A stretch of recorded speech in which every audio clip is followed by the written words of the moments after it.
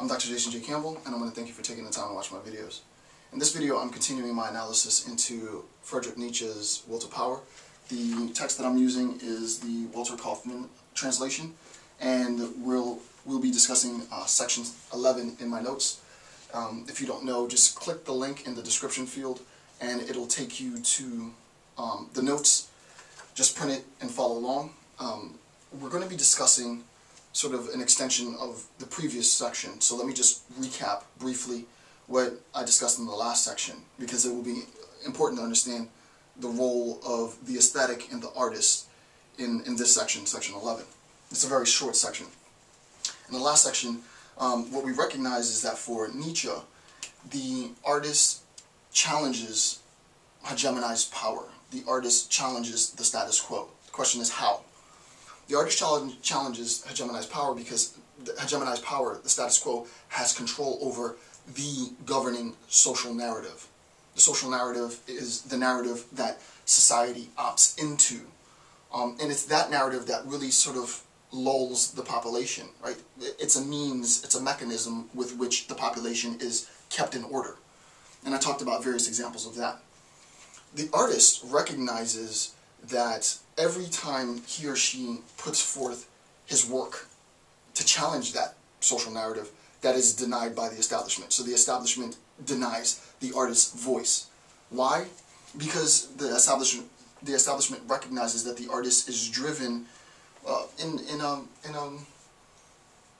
an antithetical narrative, right? The artist is driven towards this antithetical narrative. To be technical, it's called a heterodox discourse, right?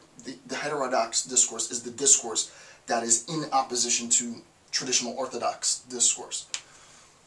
The vanguard, the avant-garde, the academics, the social theorists, the artists are the ones that are at the very, if you will, edges, theoretically speaking, of society, laying the foundation for new social parameters.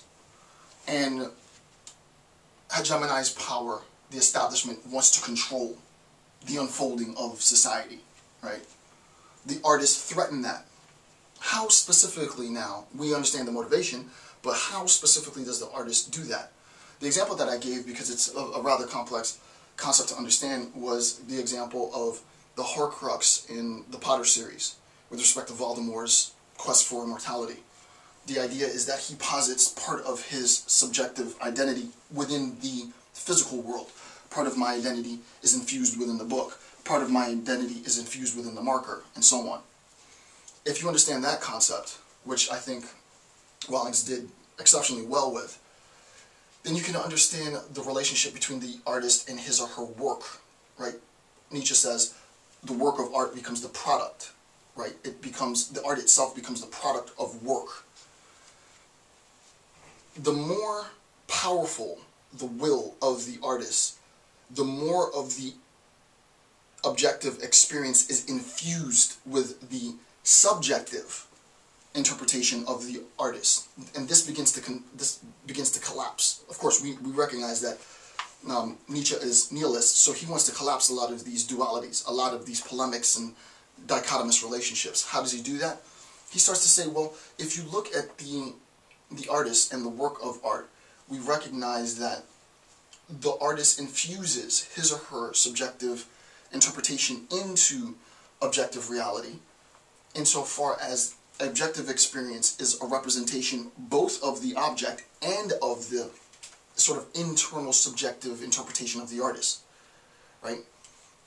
The example that I gave to make sense of this is this lecture series, right? This lecture series is infused with my interpretation of Nietzsche. My interpretation of Nietzsche is not a traditional, in any sense, a traditional interpretation of Nietzsche. These lecture series as such, irrespective of what the topics are, go against the grain of traditional canonical education. Traditional canonical education at this level of analysis is reserved for those students who have the capital to pay for it. The attempt by a new avant-garde generation of researchers and teachers to challenge that paradigm of pay to play goes against the establishment, and the establishment wants to either co-opt or suppress this movement of free global education. In that regard, I do consider what I do to be art within the context of the educational system. The idea is that the product, these lecture series, is inextricable from the subjective experience of the artist, right? And that subjective experience of the artist, to be specific now, my remorse and regret as a young kid not to get the education that I wanted, not to realize until much, much later in my life how important it was, that experience subjectively informs the work that I do. Why? So that the next generation can't say that they didn't have access to some information, some real credible analysis on the internet for free. Right? That challenges the prevailing pay-to-play educational paradigm. So that's just an example of how this works. Obviously, Nietzsche situates the discourse within his opposition to church, to religion, specifically Christianity. And in order to understand that, I wanted to contextualize it first within pop culture, sort of the Horcrux, Harry Potter sort of lingo. Then give you a concrete example of my role within this.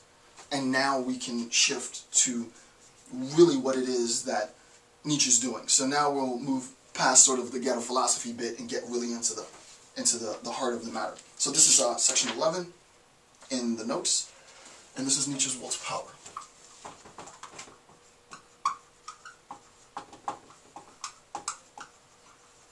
And this is section, and this is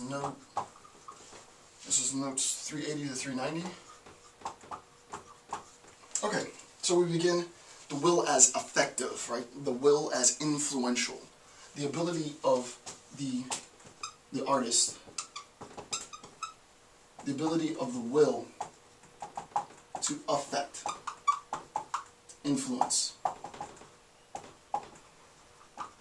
See, change, control,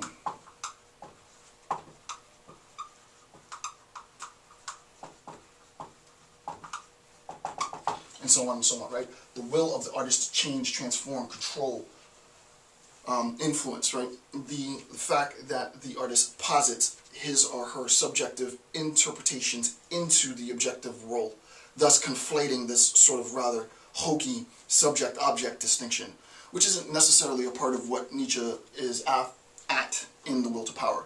This is a bit of a segue in what he's really trying to accomplish. He doesn't spend quite a bit of time on this, but I think it's important to really highlight the role of the actor/artist because I'm interested in it.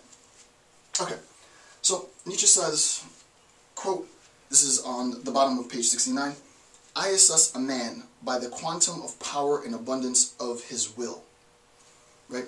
The way in which we assess the effective, the influential bits of an individual is the manner in which his sheer dedication, or her sheer dedication to this topic, to his or her interests, to his, and I mean that technically, his or her desires, influence others.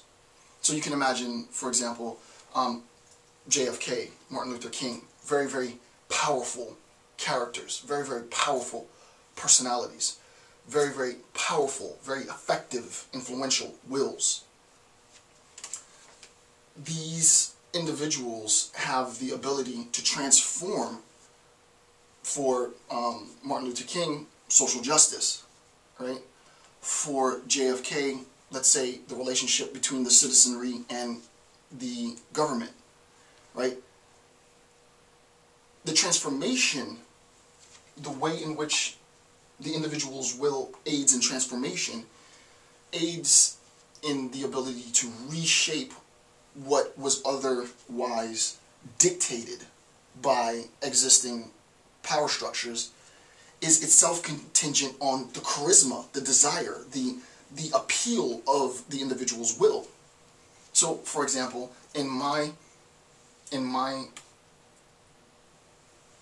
opposition to pay-to-play education, it takes me and others to be here